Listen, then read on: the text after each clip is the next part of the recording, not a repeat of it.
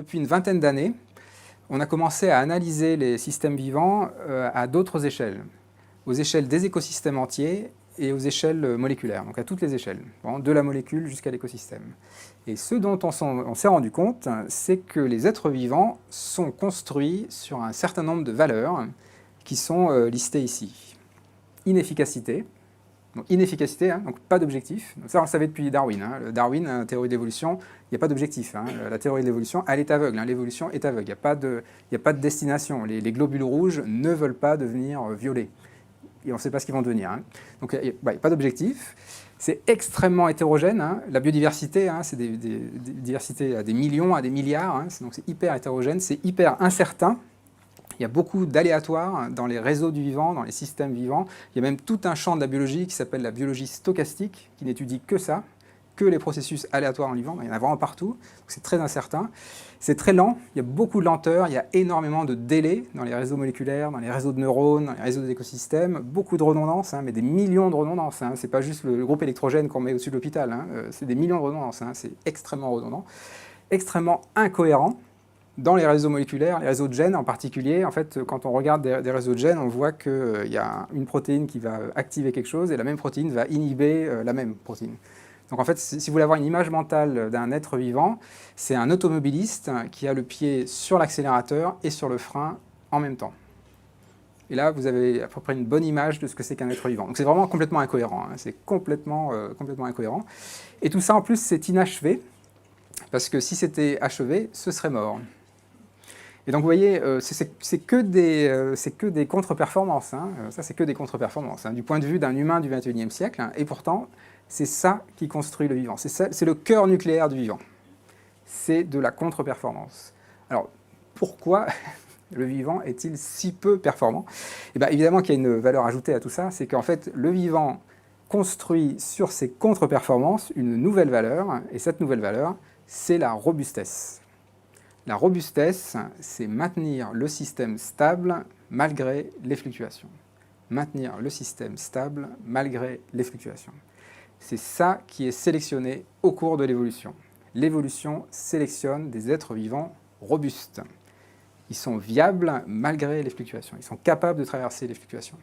Et cette capacité à traverser les fluctuations, ça dépend des contre-performances. Je vais le dire autrement, si vous êtes très performant, vous vous enferrez dans une voie étroite et vous êtes incapable de gérer une fluctuation. L'optimisation fragilise, je peux le dire autrement. Quand vous optimisez, il faut tout de suite vous demander qu'est-ce que je fragilise? Parce qu'on fragilise toujours quand on optimise. Le vivant n'optimise pas, il est sous-optimal.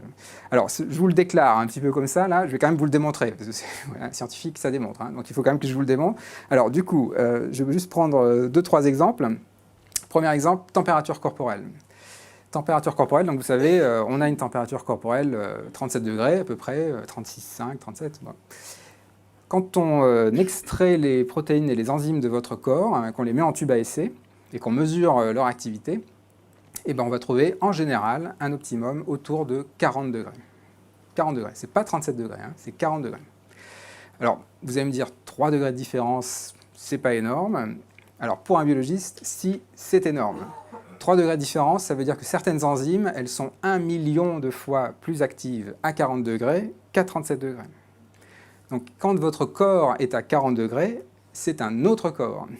C'est un autre métabolisme et c'est surtout un autre système immunitaire. Quand vous êtes à 40 degrés, vous êtes au top de la performance. C'est pas intuitif, parce qu'en général, on est plutôt claqué, plutôt envie de dormir. Mais votre métabolisme, votre système immunitaire, c'est là qu'il est au sommet de la performance. Il est au maximum de la performance. Et donc là, vous commencez à comprendre la logique. C'est-à-dire qu'à 37 degrés, votre corps, il fonctionne de façon satisfaisante. 10 sur 20. Pas plus. Juste satisfaisant. Mais par contre, s'il y a un pathogène qui rentre, une bactérie, un virus, vous commencez à avoir une inflammation, de la fièvre, et là, votre métabolisme, votre système immunitaire commence à être boosté, et là, vous allez pouvoir décaniller le pathogène qui passe parce que vous avez eu un gain de performance. Et donc du coup, il y a 2 messages philosophiques très simples. À 37 degrés, vous êtes en dessous de l'optimum, mais bien en dessous, vous êtes vraiment en dessous, et ça permet de gérer des fluctuations, une fluctuation de pathogènes. Première raison philosophique. Deuxième message, c'est que le vivant s'autorise la performance. Mais le vivant s'autorise la performance de façon transitoire, exceptionnelle. 40 degrés, c'est 3 jours, 3 jours maximum. Après, c'est mortel, c'est létal, quoi. C'est que les protéines se dénaturent, c'est un burn-out moléculaire, 40 degrés. Donc, on ne peut pas rester très performant. Donc, vous voyez, c'est pas comme tout à l'heure, je vous disais, la guerre, il y a un effet de cliquet, on augmente les performances, on n'arrête pas d'augmenter. Non, le vivant, lui, il augmente et il revient au niveau de croisière. Il ne reste pas comme ça à incrémenter la performance. Évidemment, parce qu'il faut gérer des fluctuations. Donc voilà, donc ça c'est l'exemple de la température corporelle, mais qui permet bien de montrer qu'on gère d'abord, le vivant gère d'abord les fluctuations. Alors un deuxième exemple, c'est par exemple l'exemple des bactéries. Donc les bactéries, elles sont, comme vous savez, elles sont soumises à des tas de stress dans tous les sens, quand elles changent la température comme nous, la lumière, la température. Et puis nous, on a en plus extrait des molécules maintenant, des champignons qui s'appellent les antibiotiques. Les antibiotiques, ça permet de tuer les bactéries, comme son nom l'indique, ça antibiotique, donc ça tue les bactéries. Alors quand vous soumettez des bactéries à des antibiotiques, il y a toujours des bactéries qui résistent. Et donc ça a quand même été toujours une grande question pendant longtemps. On s'est dit, mais comment ça se fait? On met des molécules hyper toxiques, les bactéries arrivent à résister.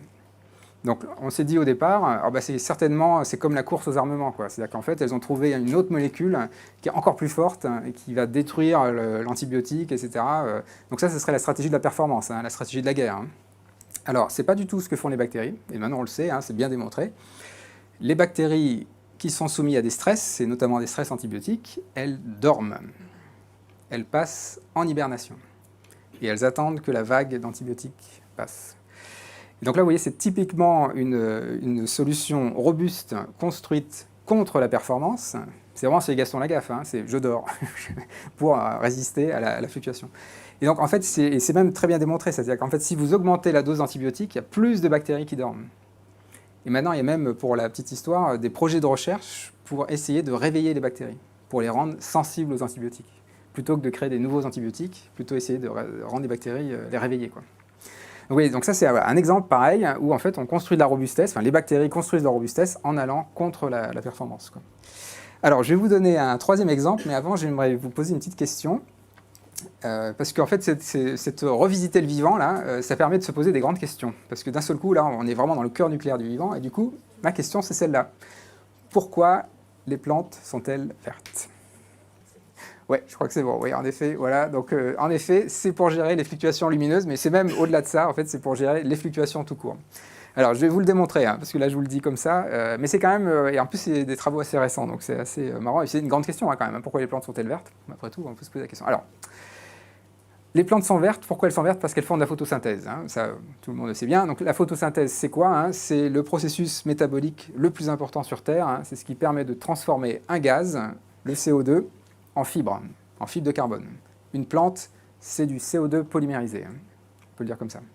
Alors ce processus métabolique, la photosynthèse, ça existe depuis 3,8 milliards d'années. C'est un des processus métaboliques les plus anciens sur Terre, c'est très ancien. Les premières traces isotopiques, c'est 3,8 milliards d'années. Le rendement de la photosynthèse, moins de 1%. Donc quand je dis rendement, c'est la différence qu'il y a entre l'énergie solaire qui arrive sur la feuille et l'énergie métabolique qui en sort. Donc c'est très faible, c'est pas nul, mais c'est presque nul, c'est assez minable comme rendement, moins de 1%. Donc en clair, ça veut dire que les plantes gâchent 99% de l'énergie solaire. Donc c'est un gâchis énorme. Alors j'ai mis des panneaux solaires à côté parce que nous, depuis 50 ans, on fait des panneaux solaires et on est déjà à 15% de rendement. Alors c'est pas pareil évidemment, mais c'est quand même des objets de capture de l'énergie solaire. Donc comment ça se fait que nous, en 50 ans, on a réussi à optimiser des panneaux solaires et que les plantes, depuis 3,8 milliards d'années, enfin les plantes et la photosynthèse avant bactérienne, depuis 3,8 milliards d'années, en soient restées à moins de 1%. Il n'y a pas eu d'optimisation avec autant de temps. C'est quand même assez étonnant cette histoire. Alors, il y a une chose qui doit vous frapper, c'est que les panneaux solaires sont noirs et les plantes sont vertes. Alors donc déjà, là, les plantes se plantent, si on peut le dire comme ça, elles devraient être noires. Les plantes devraient être noires. Si elles devaient capter toute l'énergie solaire, il faudrait que les plantes soient noires. C'est le noir qui absorbe tout l'arc-en-ciel, toutes les couleurs de l'arc-en-ciel, c'est le noir qui est.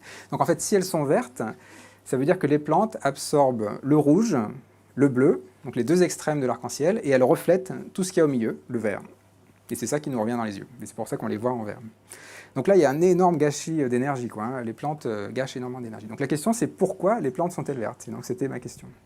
Et ben, alors, je vous fais la version courte parce qu'il y a un article, et puis d'autres qui ont suivi, qui ont pu le démontrer, ça.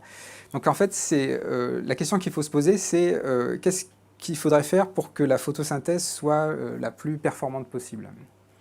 Alors en fait, si on veut que la photosynthèse soit au maximum de performance, il faut que le flux de photons, donc les particules de lumière, tombe de façon très régulière. Si ça tombe de façon très régulière, voilà, là, ça tourne comme ça tourne très bien, là, et du coup, on a un rendement très très bon. Mais sauf que dans la vraie vie, la lumière, ça fluctue. Entre le matin, le soir, les nuages qui passent, la température, donc la qualité, la quantité de lumière fluctue tout le temps. Et puis il y a autre chose, c'est que les cellules elles-mêmes, elles fluctuent. Les cellules se divisent, elles meurent, les protéines se polymérisent, se dépolymérisent. Donc ça fluctue à l'extérieur, ça fluctue à l'intérieur.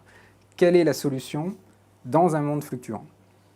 Et ben donc, maintenant c'est démontré par la physique quantique, hein, mais donc là je sors de mon domaine de compétences, mais il y a une seule solution, et la seule solution, c'est d'absorber dans le rouge et d'absorber dans le bleu. Et il faut que les deux pics d'absorption soient éloignés l'un de l'autre, donc les deux extrêmes de l'arc-en-ciel, pour autoriser des fluctuations. Donc si je vous le dis différemment, la question c'est pourquoi les plantes sont-elles vertes? La réponse, pour gérer les fluctuations, les fluctuations, les fluctuations. Il n'est jamais question de performance. Et vous voyez, depuis 3,8 milliards d'années, moins de 1% de rendement. Donc la prochaine fois que vous voyez une plante verte, hein, elle vous dit « moi, je gère les fluctuations. Je ne m'intéresse pas à la performance. » C'est ça, hein, le message de la couleur verte des plantes. Hein, c'est ça qu'elle vous dit. Hein. Donc voilà, il me semble que là, il y a quand même un message à creuser. Et donc en fait, alors, je ne vais pas vous faire... Il y en a des centaines, il y en a des milliers d'exemples comme ça. Donc je ne vais pas vous faire la liste, hein, mais il y en a plein d'exemples comme ça. Où en fait, on se rend compte que des contre-performances nourrissent l'adaptabilité des plantes et leur permettent, des plantes et des êtres vivants, hein, tous les êtres vivants, et leur permettent d'être adaptables, d'être toujours capables de s'adapter. Et donc ça va contre la performance et ça génère de la robustesse, maintenir le système stable malgré les fluctuations.